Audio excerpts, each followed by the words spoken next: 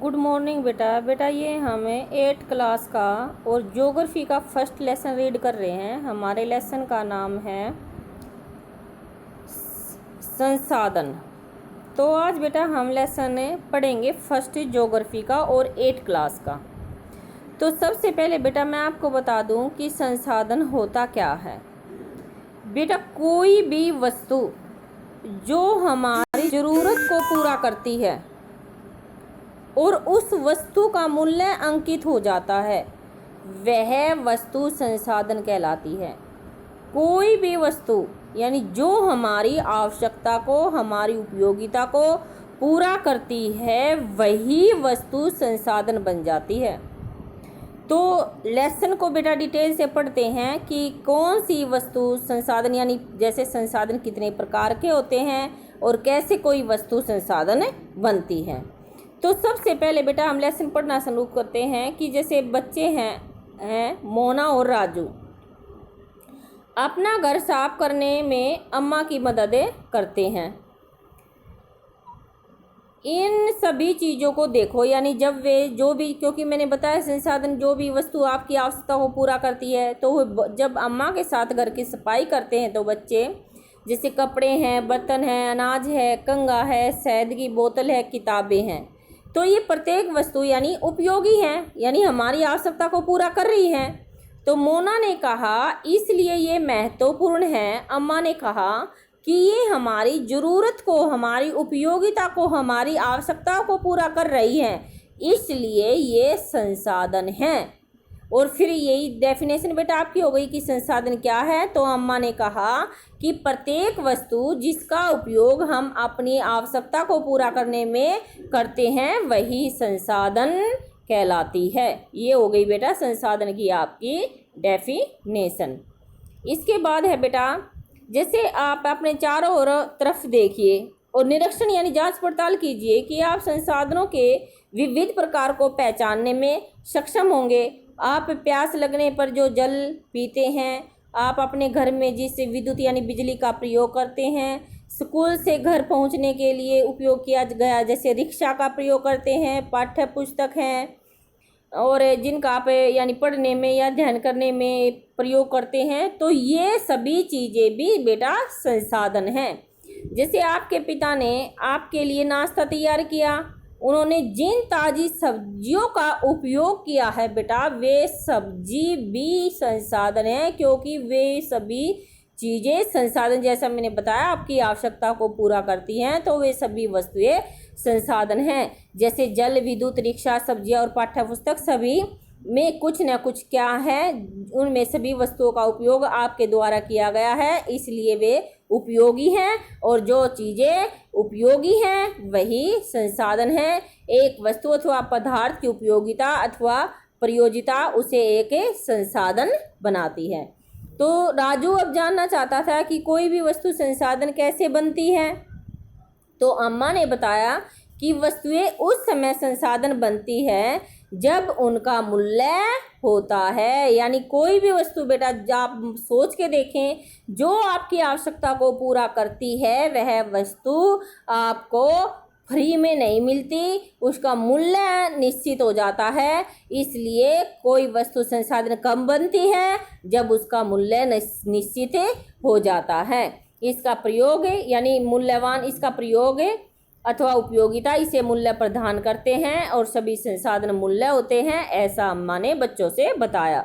तो मूल्य का क्या महत्व होता है। कुछ संसाधनों का बेटा आर्थिक मूल्य होता है और कुछ संसाधनों का आर्थिक मूल्य नहीं होता। जैसे आर्थिक मूल्य किन का होता है, उदाहरण के लिए धातुओं का आर्थिक मूल्य होता है, लेकिन जो एक मनोरम जैसे प्रकृति के द्वारा आप कोई भी मूल्य, कोई भी मतलब सुंदर चीज़ को देखते हैं, वो आपकी उपयोगिता, जैसे वायु है या पेड़ पौधे हैं, आपकी ज़रूरत को तो पूरा कर रहे हैं, वे आपको हवा दे रहे हैं, लेकिन बेटा उनका आर्थिक मूल्य नहीं होता। तो कुछ वस्तुएं ऐसी हैं संसाधन जिनका आर्थिक मूल्य होता है और कुछ वस्तुएं बेटा ऐसी हैं जिनका आर्थिक मूल्य नहीं होता। तो उदाहरण में क्या लिखोगे, धातु जो है बेटा उनका आर्थिक मूल्य होता है और प्रकृति के द्वारा जैसे हम किसी मनोरम दृश्य को देखते हैं, उनका आर्थिक मूल्य नहीं होता, लेकिन ये दोनों ही महत्वपूर्ण संसाधन हैं और मानव की आवश्यकता को पूरा करते हैं। कुछ संसाधन समय के साथ बेटा आर्थिक रूप से भी मूल्यवान हो जाते हैं,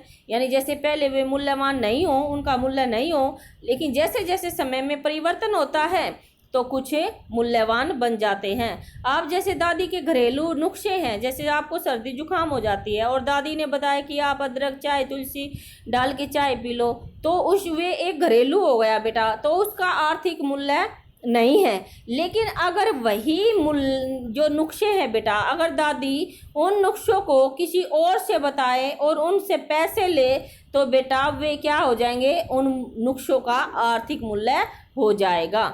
तो इस तरह से बेटा कुछ आर्थिक मूल्य समय के अनुसार, यानी कुछ नुस्खों का यानी कुछ संसाधनों का आर्थिक मूल्य हो जाता है। समय और प्रौद्योगिकी दो, यानी क्या है इसमें बेटा कि जब घरेलू घर में यूज करते हैं तो उनका आर्थिक मूल्य नहीं है, लेकिन यदि वे नुस्खे पेटेंट करने के उपरांत मेडिकल फार्म में, यानी पेटेंट का अर्थ बेटा छप कर, जब उनको हम किसी मेडिकल में, न्यूज़पेपर में, अखबार में या टीवी में दिखाते हैं तो वे पेटेंट हो जाते हैं, और पेटेंट होने के कारण बेटा उनका आर्थिक मूल्य हो जाता है। तो समय और प्रौद्योगिकी बेटा दो महत्वपूर्ण कारक हैं जो पदार्थों को संसाधन में परिवर्तित करते हैं। दोनों लोगों की आवश्यकताओं से संबंधित हैं। लोग स्वयं ही सबसे महत्वपूर्ण संसाधन हैं। ये लोगों के विचार, ज्ञान, आविष्कार और खोज ही हैं जो अधिक संसाधनों की रचना करते हैं। प्रत्येक खोज अथवा आविष्कार से बहुत से अन्य खोज एवं आविष्कार भी हुए हैं। आग की खोज से जैसे खाना पकाने की पद्धति हुई एवं अन्य प्रक्रियाओं का प्रचलन हुआ, जैसे पहिए के आविष्कार से परिवहन की नवीनतम विधियों का विकास हुआ। जल विद्युत बनाने की प्रौद्योगिकी ने तेजी से बहते हुए जल से ऊर्जा उत्पन्न की। तो इस प्रकार यानी बेटा समय के अनुसार ये सभी संसाधन यानी बन गए। तो संसाधन सबसे पहले बेटा हम पढ़ते हैं, ये तो थी संसाधन की डेफिनेशन। संसाधन की डेफिनेशन क्या बताई बेटा, कोई भी वस्तु बेटा जो हमारी आवश्यकता, हमारी उपयोगिता या हमारी ज़रूरत को पूरा करती है और जिसका मूल्य अंकित हो जाता है वह संसाधन कहलाती है। अब पढ़ेंगे बेटा जो संसाधन है ना बेटा, ये 3 प्रकार के होते हैं। जैसे कुछ संसाधन हैं जो हमारी आवश्यकता को पूरा करते हैं, यानी संसाधन तो वो हो गया, लेकिन कुछ ऐसे हैं बेटा जिनका निर्माण मानव ने किया है, और कुछ ऐसे हैं बेटा जो हमारी ज़रूरतों को पूरा करते हैं जिनका निर्माण यानी मानव ने नहीं किया।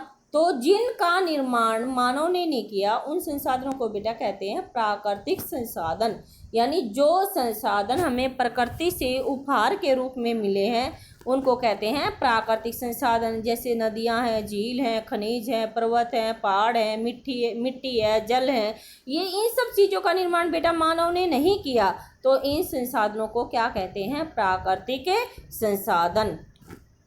और जो संसाधन है बेटा, ये जो प्राकृतिक संसाधन है ना बेटा, ये भी 2 प्रकार के होते हैं, नवीकरण संसाधन और अनवीकरण संसाधन। बेटा नवीकरण संसाधन वे होते हैं जिनका प्रयोग एक बार करने के बाद हम दोबारा कर सकते हैं, लेकिन अनवीकरण संसाधन बेटा वे होते हैं जिनका प्रयोग एक बार करने के बाद उनका दोबारा प्रयोग करने में बेटा लाखों करोड़ों वर्ष लग जाते हैं। उदाहरण के लिए नवीकरण में तो बेटा आप सौर ऊर्जा, पवन ऊर्जा, ज्वारीय ऊर्जा लिख सकते हैं, और अनवीकरण संसाधन में आप प्राकृतिक गैस, पेट्रोलियम, कोयला वगैरह लिख सकते हैं। तो ये हो गया बेटा आपका नवीकरण और अनवीकरण संसाधन। इसके बाद बेटा मानव निर्मित, तो जिन संसाधनों का निर्माण बेटा मानव ने किया है यानी प्रकृति ने नहीं किया, मानव ने किया, जैसे सड़क है, पुल है, इमारतें हैं, स्मारक हैं, ये सब चीज़ें क्या है, मशीनें हैं, ये संसाधन मानव निर्मित संसाधन है, यानी जिनका प्रयोग मानव ने किया है वो होते हैं बेटा मानव निर्मित संसाधन। ये मैंने बताया। तीसरा बेटा मानव संसाधन। मानव संसाधन जो है बेटा वो पर्यावरण का सबसे महत्वपूर्ण अंग है, क्योंकि प्रत्येक वस्तु को क्योंकि संसाधन क्या, जो जो आवश्यकता को पूरा करता है। तो आवश्यकता को पूरा वो तब करेगा जब मानव अपने ज्ञान और कौशलता के द्वारा प्रत्येक वस्तु को उपयोग योग्य बनाता है। इसलिए बेटा मानव संसाधन को सबसे ज़्यादा महत्वपूर्ण माना गया है, यानी मानव अपने ज्ञान के द्वारा, कुशलता के द्वारा, प्रौद्योगिकी के द्वारा इन संसाधनों को मूल्यवान बनाता है। इसलिए जो मानव संसाधन है पर्यावरण का सबसे महत्वपूर्ण संसाधन है। तो आज के लिए बेटा हम इतना ही पढ़ेंगे। थैंक यू बेटा। ये 8th क्लास का बेटा फर्स्ट चैप्टर था। कल हम पढ़ेंगे संसाधन संरक्षण की, संसाधनों की सुरक्षा क्यों आवश्यक है। थैंक यू बेटा।